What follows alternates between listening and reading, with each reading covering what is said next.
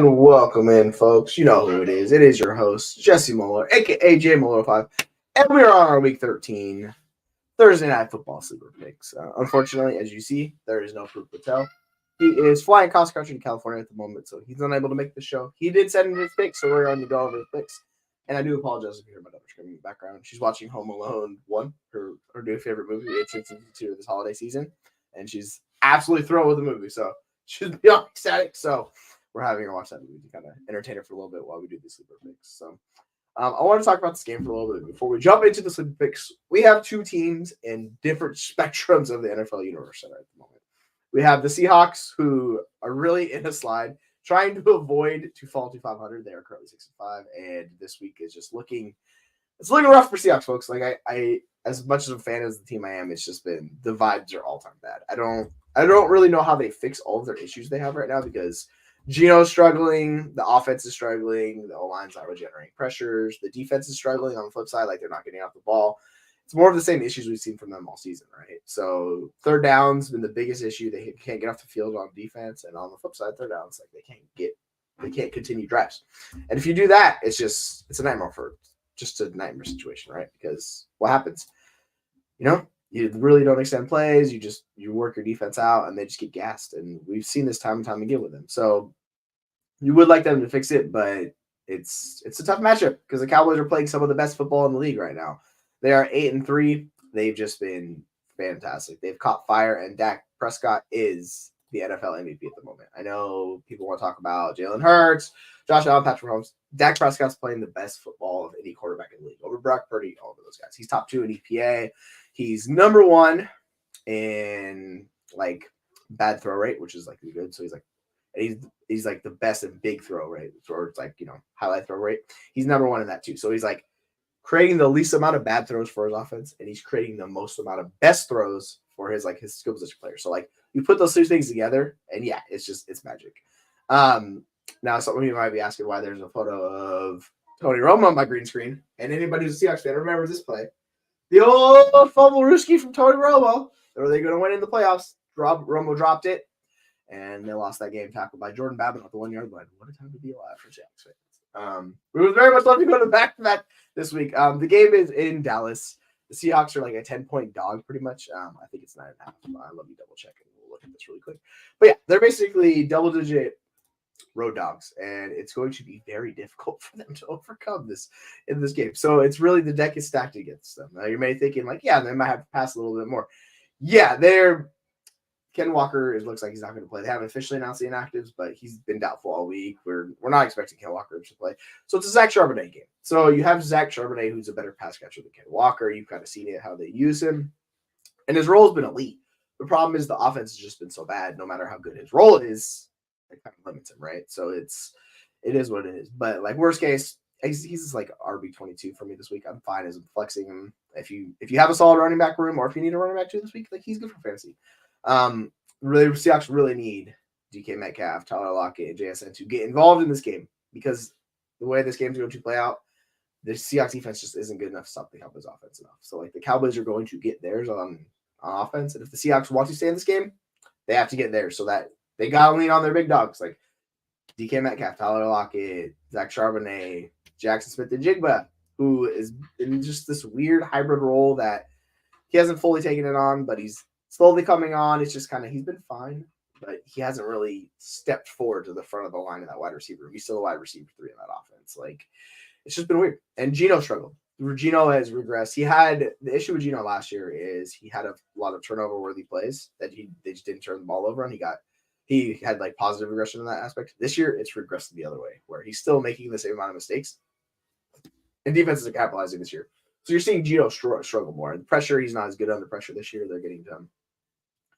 On the flip side, the Cowboys defense, their D-line can generate some of the best pressure in the league. They are a little shorthanded, so that might work in Seattle's favor. It's just Seattle finally has the line healthy. It really didn't matter against San Francisco. Like they couldn't do anything offensively. We'll see how it works against Dallas this week's. And why I wanted to hit on that, because if you don't win the trenches, it's just so incredibly difficult. Like you need basically your quarterback to play Josh Allen level, right? Where he's carrying you and guiding you into the win.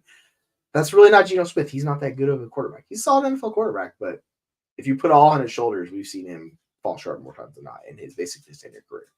Last year seems more of an abbreviation. We'll see if it, they can still go. They still have a shot at the playoffs. NFC is not good, so Seahawks still a playoff caliber team. The flip side, the Cowboys, they're trying to stay within striking distance of the Eagles. They're 2 back. They've already lost the Eagles once this year. They need to win this game to stay on pace if they have any shot of getting the 1 seed. But if anybody's going to do it, it's going to be to them because the rest of the teams in the NFC just don't look up to the challenge. We thought the Lions were going to do it, but their defense just is not good. And you're not going to be able to make a deep run without a good defense, like we've seen time and time again. Good offenses, like they need help from the defense. So the Lions have that issue. The Cowboys don't. Cowboys have one of the better defenses. You look on both sides of the ball, they're top in EPA basically across the board, right? You have Dak Prescott playing at an MVP level. The defense is playing along with them. Like their corners are playing a lead, like they're getting pressure. It's all coming together for Dallas. I will say they haven't beat many good teams. I'd say their best win's probably Jacksonville, like against the schedule. Outside of that, they haven't beaten many good teams. So we have another shot for them to get a win against a team winning record. Here we go. Like it's the Seahawks. It's 6-5. They'll drop the winning record here, but like it's a shot for them. So I kind of wanted to get a sleeper pick. So let's deactivate some of these real quick for you folks, and we'll pull these out. So 1 sec. All right. So we are going to jump in and pull the stage. And the first one up is Tony Pollard over 21.5 receiving yards. And you might be wondering, like, why are we taking the over on the receiving yards? I think Tony Pollard's an absolute smash spot. I think he's going to take the over in his rushing, his receiving, and possibly get a touchdown too. I think these are all very good for him. And the Seahawks defense is getting gashed against receiving running backs. They've been on the 3rd most receiving yards running backs to the 4th hardest yards per reception. They're running backs like the last 5 weeks. The Seahawks are just not good. And in the last couple of weeks, they're giving up a 21% target rate. It's just absurd to running backs at this rate. So realistically, Pollard's a good back. He's finally on the positive side of regression. He's coming through. So I really expect Tony Pollard to just be a bell cow in this game. He's going to get the work. They don't have anyone else really in that backfield. They have Rico Dowdle. He's a fine running back. You've seen Tony Pollard.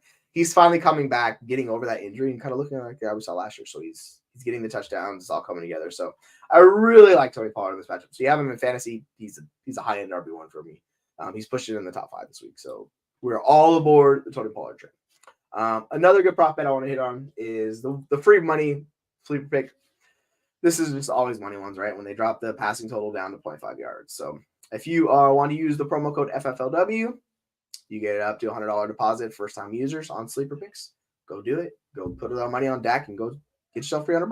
Obviously, you can stack them, go that way, but like this is just the easy win. There's no scenario where Dak doesn't hit this, right? So this is it's pretty easy to cover. Like I wouldn't even be shocked if he went over his total. He's averaging something like 321 yards in this fast. It's just he's been absolutely on fire. And a Seahawks defense that can't stop anybody, get off the field 3rd down. What do you think Dak's going to do? Dak's going to absolutely quit. Look at his last 4 games. They're 374, 404, 189 in the game they struggled. They won against Carolina, back to 30-31 against the Washington defense.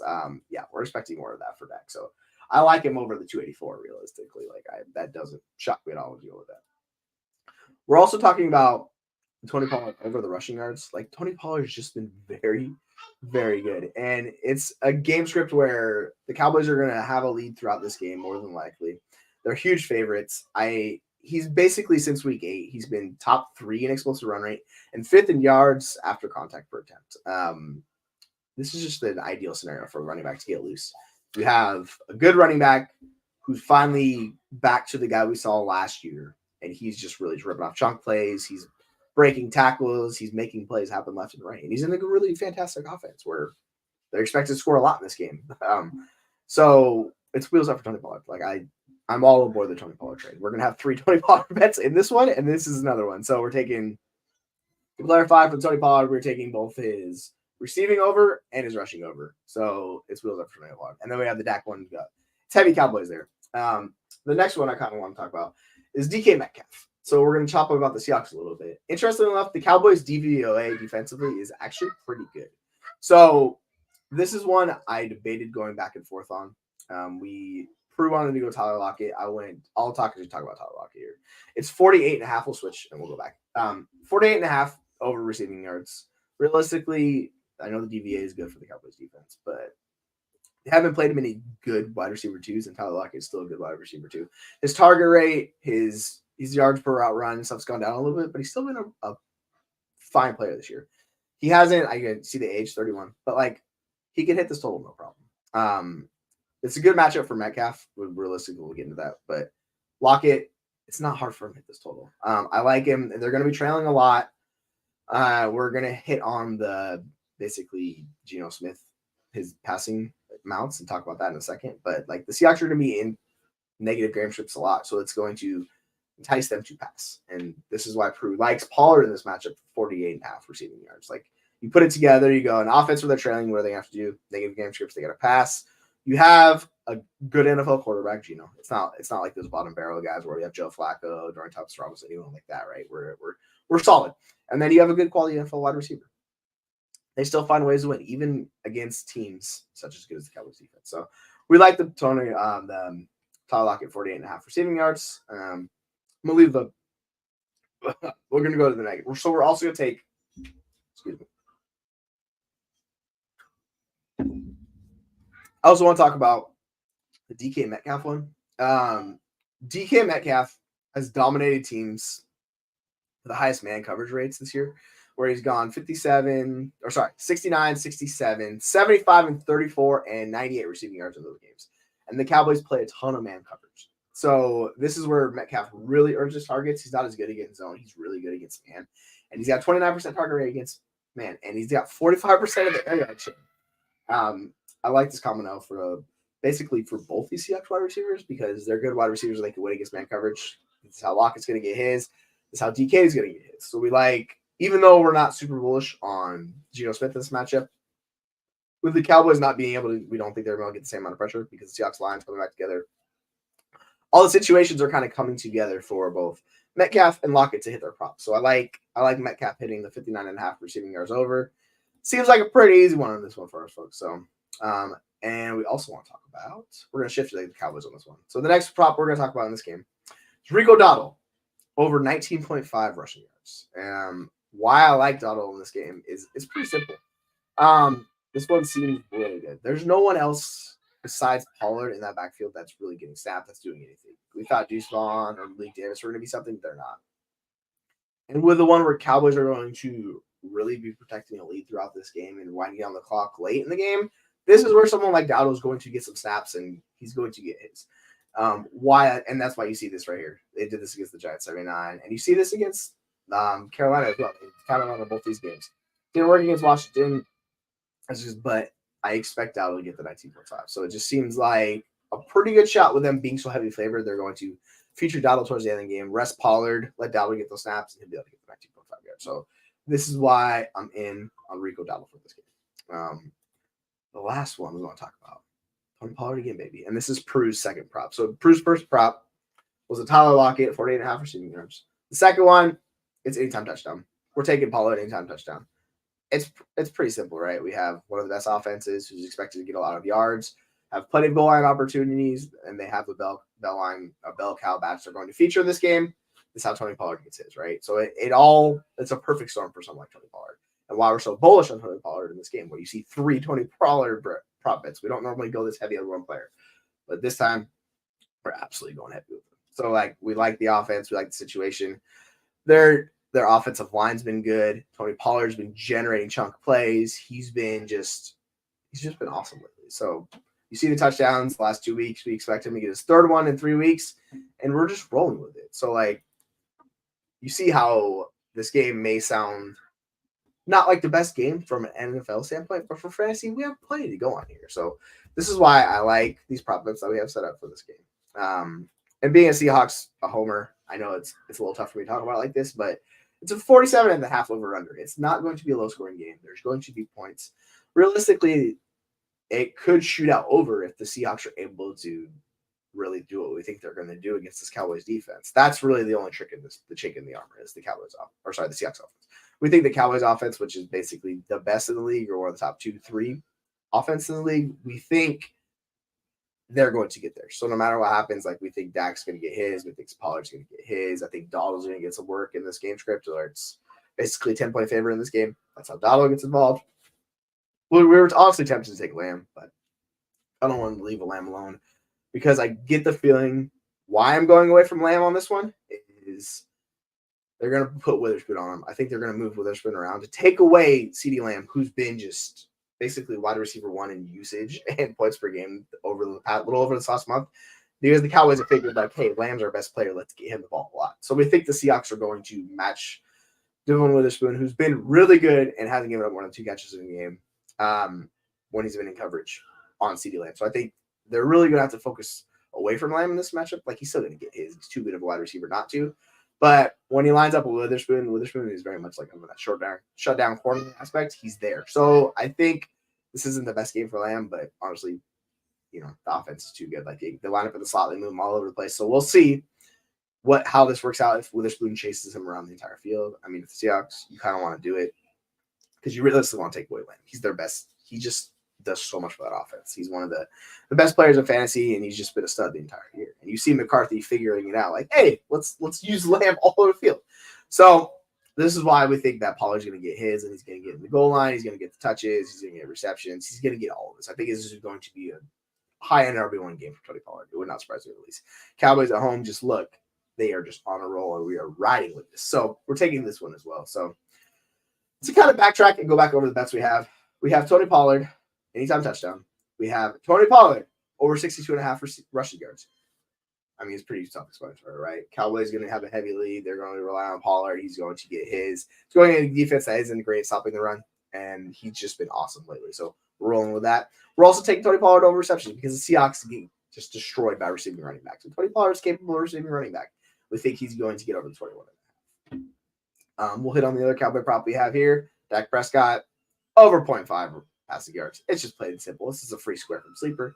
Take it and run with it, folks. We also have the Rico Dowdle, over 19.5 rushing yards. Why I'm in on this is we'll talk about the skin. We just think game script, they're going to bleed the clock towards fourth quarter because the Seahawks will be chasing too much. And who's this going to land? You get pull Pollard off field. It goes Rico Dowdle. He's been solid in his role as backup running back on that team. So he's filled in nicely, and I expect him to do his. He doesn't have to do much in this game to get over 19.5. I think this is an easy prop for him to hit. Won't surprise me if he hits this one early if they're mixing him in a little bit more than we expect. Now we talk about our Seahawks props. Tyler Lockett, over 48.5 receiving yards. We think with the way the Seahawks should be able to use Lockett in this game, he's the wide receiver too. They're not going to be as heavily focused on him as they are on Metcalf. Obviously, I still like Metcalf a lot in this matchup because they play man coverage, but they get to disguise Lockett a little bit, and he can kind of eat because he's just a really good wide receiver too. And sometimes you just got to bet on a talented little player. It might not seem like the best situation, but we're taking him with Lockett. We're going 48.5 over. It's to take JSN in this one, but I didn't really want to go that route just because, they've been better against the slot than they have been on outside wide receivers. So this is why we're going with outside wide receivers than we are in the slot. So Lockett mainly plays on the outside, same with Metcalf. You would think Lockett's smaller, right? Nah, he's always been good outside. Like Lockett's a true just NFL receiver. So this is why we're taking Lockett 48.5 receiving yards. And then we're going to go down to DK Metcalf, 59.5 receiving yards. We like that.